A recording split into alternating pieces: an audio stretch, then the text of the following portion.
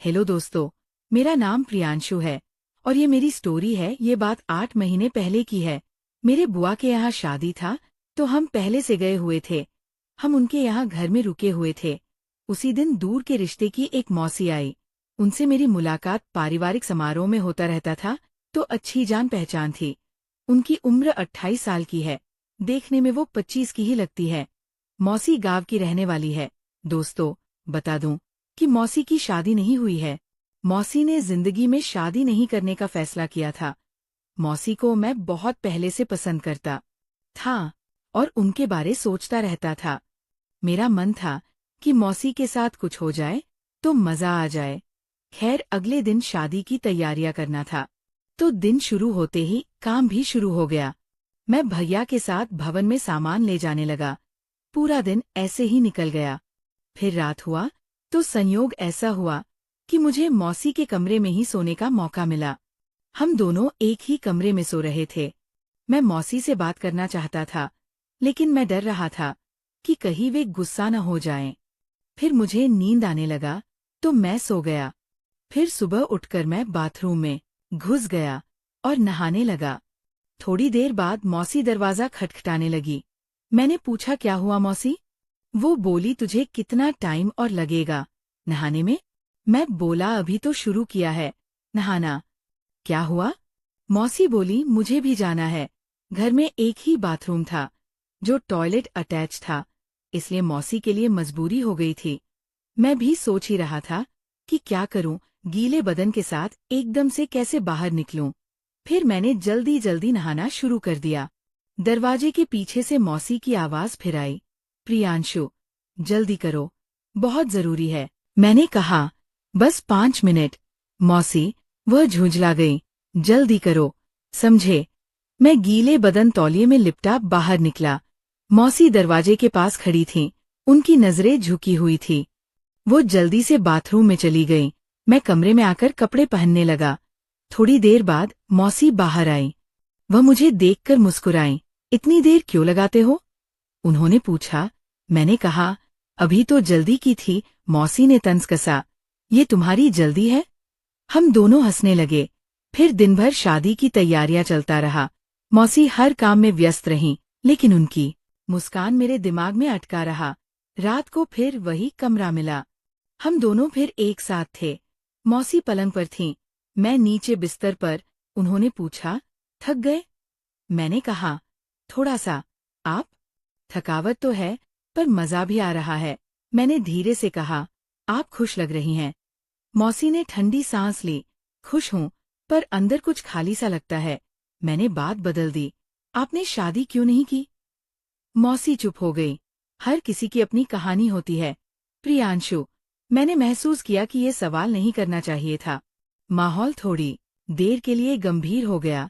फिर मौसी ने खुद बात शुरू की, पर मैं खुश हूं, तुम्हें देखकर अच्छा लगता है। मैं चौंक गया। मुझे? मैंने पूछा। मौसी मुस्कुरा दी, तुम्हारी नादानी अच्छा लगता है। उस रात मैंने पहली बार महसूस किया कि मौसी की मुस्कान में कुछ और भी है, एक अलग किस्म की गर्मजोशी। अगली सुबह शादी का मुख्य दिन था। घर में हलचल मचा हुआ था। मैं और मौसी फिर से काम में लग गए। मौसी ने मुझसे कहा, प्रियांशु, मंडप में सजावट की जिम्मेदारी तुम्हारी है। मैंने सिर हिलाया और काम शुरू कर दिया। सारा दिन भाग दौड़ में निकल गया। शाम को बारात आने वाला था। मैं हल्का फुल्का थक गया था और कुछ देर कमरे में आराम करने चला गया। मौसी भी वहीं थीं। वो तैयार होने के लिए कपड़े लेकर आईं। उन्होंने मुझे देखा और कहा, तुम अभी तक तैयार नहीं हुए? मैंने कहा, बस थोड़ा आराम कर रहा था। आराम? अभी तो तुम्हें और भी काम करना है। उन्होंने मजाक में मुझे धक्का दिया। मैंने भी मुस्कुराते हुए कहा, आप तो बस आदेश देती रहती है और तुम सुनते भी हो, इसलिए मजा आता है। उन्होंने हंसते हुए जवाब दिया। तभी अचानक बिजली चली गई। कमरा अंधेरे में डूब गया। अरे, ये क्या हो गया? मौसी ने कहा। मैंने अपने फोन की टॉर्च ऑन की।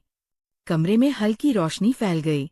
मौसी ने जल्दी से कपड़े बदलने की कोशिश की, लेकिन अचानक उनका दुपट्टा चारपाई के कोने में फंस गया। प्रियांशु, जरा देखो, ये क्या हो गया? मैंने टॉर्च की रोशनी में दुपट्टा निकालने की कोशिश की। मेरा हाथ उनके हाथ से टकरा गया। मौसी ने हल्के से हाथ पीछे खींच लिया। दोनों के बीच कुछ पल के लिए चुप्पी छा गई। मैंने दुपट्टा निकालकर उन्हें दिया। लीजिए, मैंने कहा। शुक्रिया, उन्होंने धीरे से कहा। बिजली फिर आ गई। मौसी ने खुद को संभालते हुए कहा, चलो, जल्दी तैयार हो जाओ, बारात आने वाली है। उस छोटे से पल ने मेरे मन में हलचल मचा दी। बारात आने के बाद हर कोई व्यस्त हो गया। मैं भी अपने हिस्से का काम संभालने लगा। लेकिन मेरी नजरें बार बार मौसी को ढूंढ रहा था। वो आसमानी साड़ी में बेहद खूबसूरत लग रही थी। शादी का माहौल चरम पर था। लोग नाच रहे थे, गा रहे थे। मैंने मौसी को मंडप के पास खड़े देखा। उनकी नजरें पेज भी मेरी तरफ थीं। मैंने थोड़ा साहस जुटाकर उनके पास जाने का फैसला किया। मौसी, आप कुछ थकी लग रही हैं, मैंने कहा। उन्होंने मुस्कुराते हुए जवाब दिया, काम ही इतना किया है, पर तुम तो आराम कर रहे हो। मैंने मजाक में कहा, अगर मैं भी इतना खूबसूरत दिखता तो काम कौन करता? मौसी हंस पड़ी। उनकी हंसी में एक अलग सी बात थी। वो पल अचानक हमारे बीच कुछ बदल गया। मौसी ने मेरी तरफ देखा और बोली, प्रियांशु, तुम बड़े हो गए हो, पहले जैसे नहीं रहे। उनकी बात सुनकर मैं थोड़ा असहज हो गया। मतलब? मैंने पूछा। मतलब कि तुम्हारी बातें अब दिल को छू जाती हैं। मैं चुप हो गया और मन ही मन सोचने लगा कि क्या वो सच में ऐसा महसूस कर रही थी या मैं कुछ ज्यादा ही सोच रहा था। फिर शादी खत्म होने के बाद रात को मैं फिर कमरे में गया। मौसी पहले से वहां थी। वो खिड़की के पास खड़ी थी, चांदनी में खोई हुई। मैंने पास जाकर पूछा, क्या सोच रही हैं? उन्होंने पलटकर मेरी तरफ देखा। सोच रही हूँ कि जिंदगी कितनी अजीब होती है।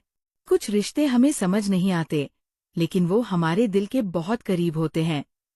मैंने धीरे से कहा, क्या आप भी ऐसा महसूस करती हैं? मौसी ने कुछ नहीं कहा। वो बस मेरी तरफ देखती रहीं। उनकी आंखों में वो जवाब था जिसे मैं सुनना चाहता था। उस पल हम दोनों के बीच एक अजीब सा जुड़ाव महसूस हुआ। शायद ये प्यार था, या शायद कुछ और जो प्यार से भी गहरा था। उस रात चुप्पी के कई कई बातें हो गईं। हम दोनों बिना शब्दों के ही एक दूसरे को समझ रहे थे। मौसी ने खिड़की से बाहर देखते हुए कहा, प्रियांशु, कुछ बातें बोलने से डर लगता है। मैंने धीरे से पूछा, क्यों? डर किस बात का? उन्होंने मेरी तरफ देखा और बोली, जो रिश्ता है ही नहीं, वो कहीं टूट न जाए। उनकी बातों ने मुझे अंदर तक झकझोर दिया। मैंने साहस करके कहा, जो महसूस होता है उसे छुपाने से बेहतर है उसे समझना। मौसी पल भर के लिए ठिठक गई। उनकी आंखों में एक अजीब सी चमक थी। तुम बहुत समझदार हो गए हो, प्रियांशु, उन्होंने कहा। कमरे में अजीब सा सन्नाटा छा गया। मैंने माहौल हल्का करने के लिए कहा, आपकी इतनी तारीफ सुनकर मैं तो शर्मा जाऊंगा। मौसी हंस दी। तुम्हारी ये बातें मुझे कमजोर बना देती है, उन्होंने कहा। मैं हैरान रह गया। कमजोर? आप तो इतनी मजबूत है, मैंने कहा। उन्होंने गहरी सांस ली। प्रियांशु, दिल की बातों में सबसे ज्यादा ताकत चाहिए होती है। हम दोनों की नजरें मिली।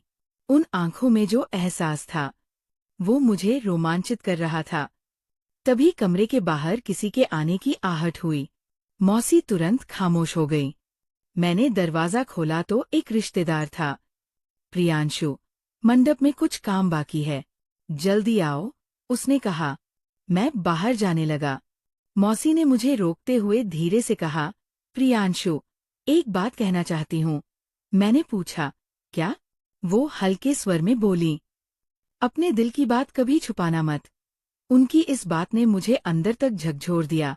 मैंने कहा, अगर मैंने अपने दिल की बात कही तो क्या आप सुन पाएंगी? मौसी थोड़ी देर चुप रहीं, फिर धीरे से मुस्कुराई और बोली, कहकर तो देखो।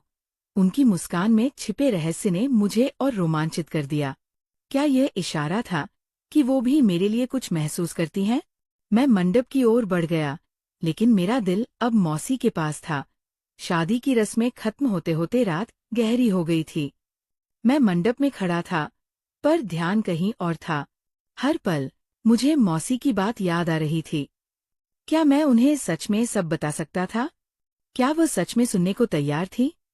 मैं खुद से सवाल करता रहा। थोड़ी देर बाद मैं कमरे में वापस आया। मौसी वहां नहीं थीं। उनका सामान भी नहीं था।